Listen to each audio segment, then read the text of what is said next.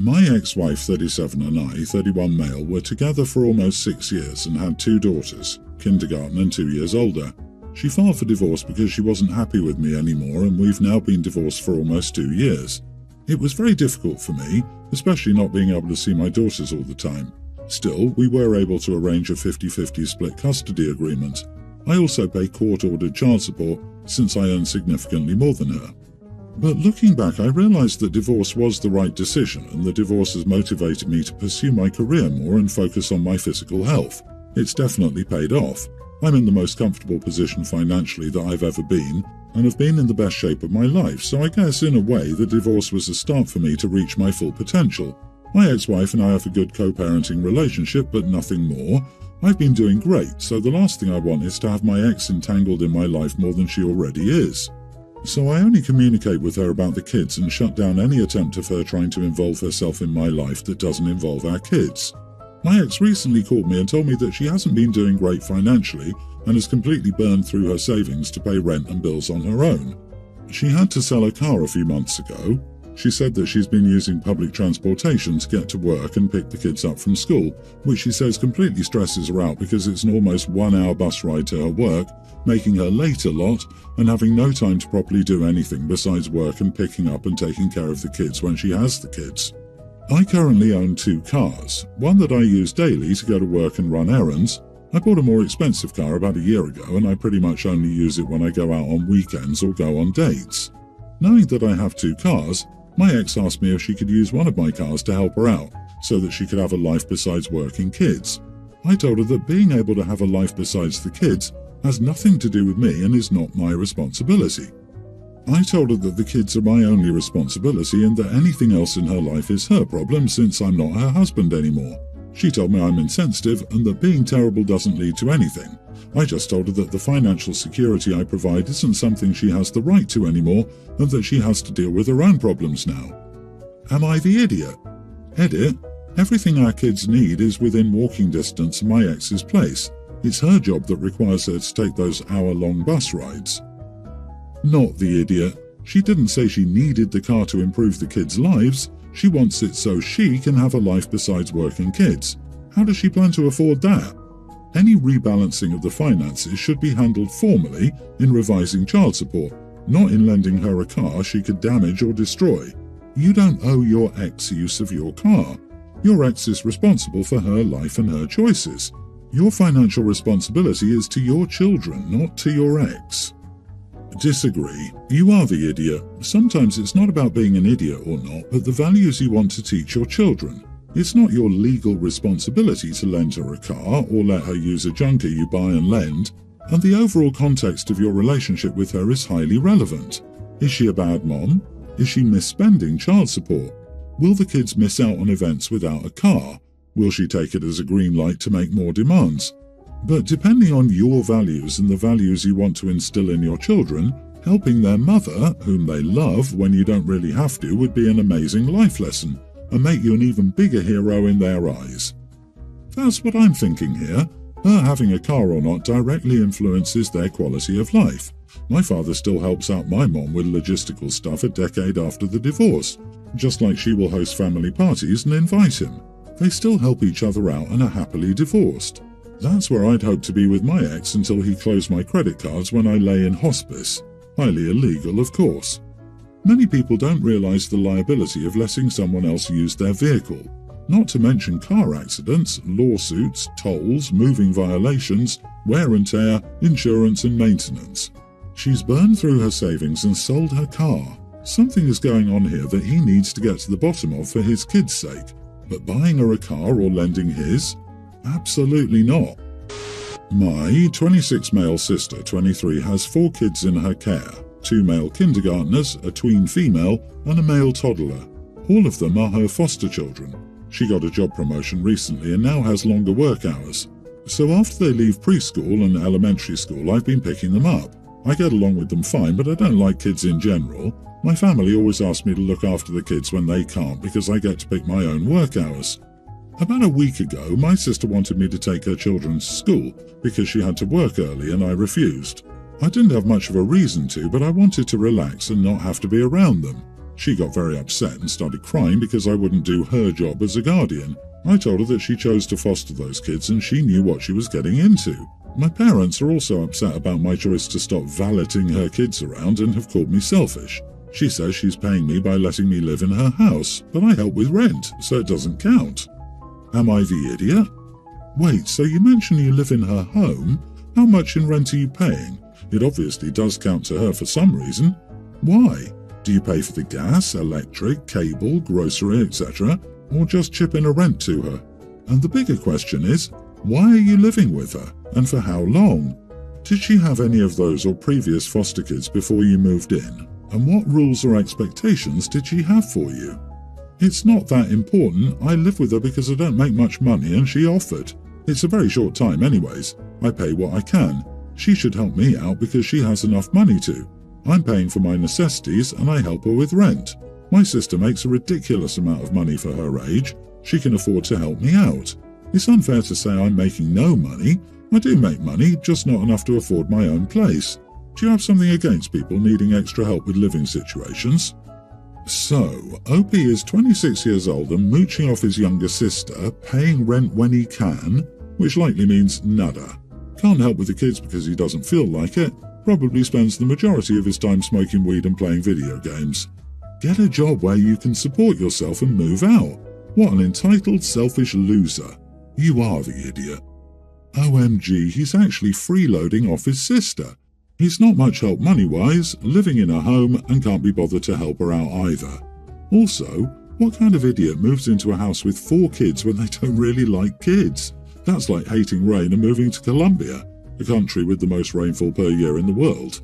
He's the 5th foster child. She also took in OP, he's living in her home, and she's also helping him. Dude, no, you're not the idiot for not wanting to be around children. I get that 100%. However, you don't get to mooch off your sister, knowing she cares for a bunch of children, and then complain about being asked to actually do her a favour. You sound entitled and selfish, and that's why you are the idiot. I, a male teen, lost my dad 2 months ago. He had terminal cancer and passed away right when the doctors predicted, surrounded by friends and family, but it still hurts. He raised me all on his own after my mom walked out of our lives. He was my rock, my best friend, and now he's gone. After he passed, I was taken in by my Aunt Shelby and my Uncle Alan. They have 2 daughters, my cousins Leah, teen, and Macy, tween. Ever since I moved in with them, they pretty much left me to my own devices. That is, until last Saturday evening. Then, Alan came to talk to me and asked if I had anything nice to wear for tomorrow. I asked what he meant, and he told me it was about time I started acting like part of their family, and that I'd attend church with them the next day. In my head, I heard a record scratch. I'm not religious and church makes me very uncomfortable. I've been before. I tried to talk my way around the issue, but eventually I just came out and said, I'd be happy to start spending more time with you guys, but I'm not religious and I'm not comfortable going to church. Alan got quiet for a moment before awkwardly telling me that he'd have to talk to Shelby about it and leaving me in my room. The next morning came and went, and I slept right through them getting up and leaving for church. I was up by the time they came back, and Shelby told me how disappointed she was in me for not accepting them as my new family. I didn't know what to say, so I went to my room without saying anything. So apparently my cousins have this after-school church thing they do on Wednesdays, and this morning Leah asked Shelby if she could skip it because I got to skip church. Shelby said no, and they got into a big fight, and now everyone is mad at me for causing this whole thing. I don't want to be a burden or cause any trouble, and I'm grateful to them for taking me in. Am I the idiot for not just sucking it up and going to church? Not the idiot at all. Religion isn't a bad thing, but neither is not believing in it. You, just like them, are entitled to your beliefs, and it doesn't make you any less of a family member to not partake. Stand your ground, you aren't doing anything wrong. I hope you're doing all right, friend. I don't like the "we are your new family" comments. They've always been your aunt and uncle. Just because they took you in doesn't mean they automatically become the new mom and dad. They cannot and should not be forcing their religion on you. Stand your ground. You are not causing the rift, they are. Ask them if religious freedom only applies to adults in your country. Honestly, they'd probably say yes with a straight face. OP, at your age, they kind of know they can't force it on you, which is why he went quiet and they tried to guilt you instead of grounding you. Apparently their other child doesn't want to go to church either, but didn't realise there was an option not to. Sometimes seeing someone else do it gives you the courage to stand up for yourself. You didn't do this intentionally, it's just a natural progression. Anyway, the parents are just going to alienate everyone if they keep pushing this issue. It isn't your fault. This same fight would have happened anyway after the kid moved out and the parents found out they stopped going to church. We don't live together for now, my choice due to space and finances and logistics. My boyfriend has 50-50 custody of his 2 sons, twins, nearly adult. They're very nice kids. I've been with my boyfriend for 6 years and his sons are great. My boyfriend can be really irresponsible with money sometimes. In September he went back to school for his masters and in doing so had to give up a pretty lucrative job. He's been living off savings, which has now run out because he can't budget and has an expensive lifestyle. Example, he doesn't cook or even make a sandwich, so they eat only via DoorDash. He's been looking for another job he can do while he goes to school, but he hasn't found one. For months I've asked him to please budget to conserve his money and to ask his sister for a loan, but he keeps saying he will but hasn't. Since his savings ran out, he's borrowed a bit of money from his aunt, but certainly not enough, so I've been helping him reluctantly. I don't make that much money and I always stick to a budget, and this is really causing me stress. So to the issue, I put some money on my credit card and told him he could use it to eat and to get to school, but that's all I have, and to please be careful with it and to figure out a plan B. His sister can loan him money, he just doesn't bother to ask her. For the past 6 weeks, on many occasions, when his boys are staying with him, every other week, he has ordered them DoorDash. This triples how much it costs, and it's eating up the money very quickly. His ex-wife, the boy's mom, comes from money, a lot of money. She lives in a house worth several million and she has expensive cars. The boys each got a nice car for their 16th birthday. They have a trust fund worth $500,000 each that will kick in when they're 25. They will also have their college completely paid for. Neither has a part-time job, so neither of them has a cent to their names for now. So for the past 6 weeks, I've been pleading with him to have the boys talk to their mom, to explain that while they stay with their dad, he has no money or job right now, and he doesn't have a credit card, so they can't eat unless his poor broke girlfriend pays for it, and to ask A, if they can use her credit card, or B, if she can give them a loan that they can use for food, even to buy themselves groceries and cook something. Then I'll only have to pay for my boyfriend to eat, which is still difficult for me. He claims they asked and she said nope. Their mom is a nice person and usually pretty reasonable, so I find it bizarre that she'd actually say flat out no, so I suspect something is being lost in translation. I've asked my boyfriend to speak to her, and he won't. So this week I cancelled my card, requested a new one with a new number, and when my boyfriend needs something, I will order it for him myself, but I have been refusing to buy the boys food.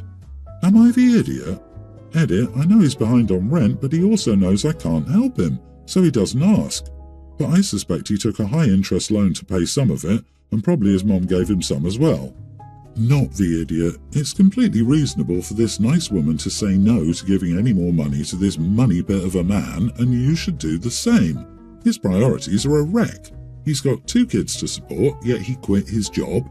Ridiculous. And you're enabling him with every penny you give him. He's got a whole family of women giving him money. You, his ex, his sister, mom, and aunt. You all need to stop. It's time for him to grow up. Damn, the dude is a professional parasite at this point. It's borderline impressive. That's 5 women giving this dude money. I really suggest you thank your lucky stars that you don't live with this man and take the opportunity to get away from him. He's a leech. Why did you give your boyfriend, who you know is bad at managing money, access? And he is at least a 40-year-old man who cannot make a sandwich? Seriously, just dump the jerk. You're not the idiot for being unable to afford luxuries like takeout for your boyfriend's kids, but you are an idiot to yourself for putting up with this man's nonsense. For goodness sake, stop enabling your boyfriend. Get him a loaf of bread and a massive jar of peanut butter. Then the boys can stay with their mum until he, boyfriend, grows up.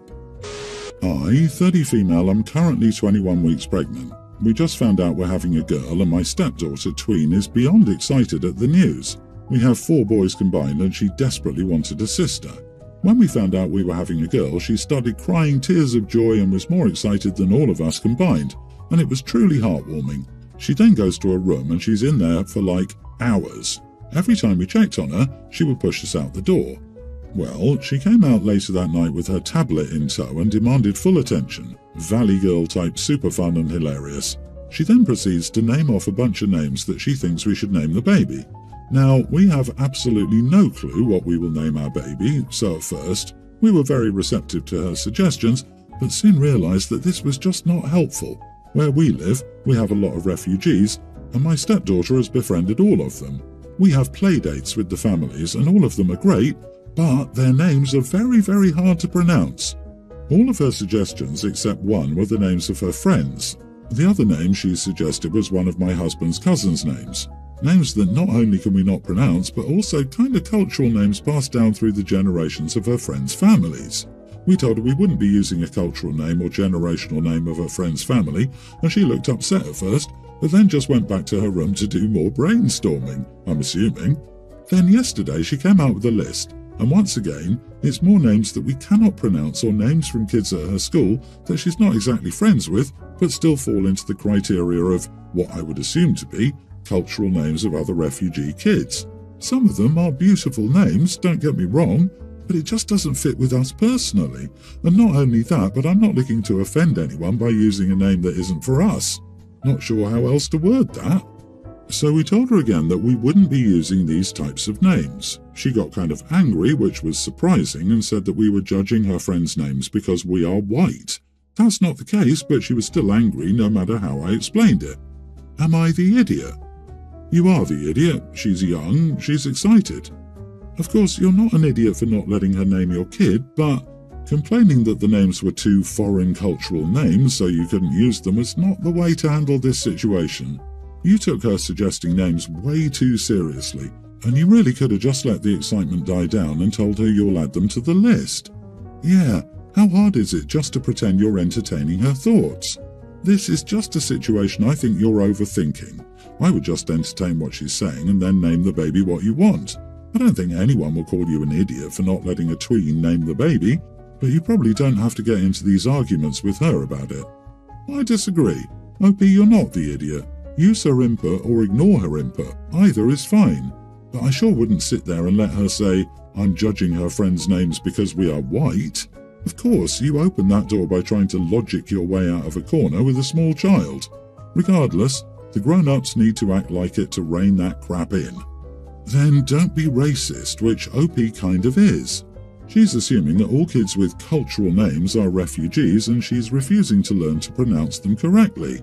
I see no problem with the kid calling out adults for awful assumptions, even if those assumptions aren't purposefully malicious.